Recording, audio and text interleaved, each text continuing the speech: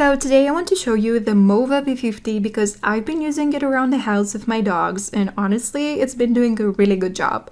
Right away the suction surprised me. It actually keeps up with all the fur, the dirt from outside, the little daily messes, all the things that come with having pets. And the warm water mopping has been such a nice bonus. It uses its duo solution system with two separate tanks, so I keep the pet-friendly odor removing solution in one and the regular floor cleaning solution in the other. In the app I just pick the mode I need and it automatically uses the right solution.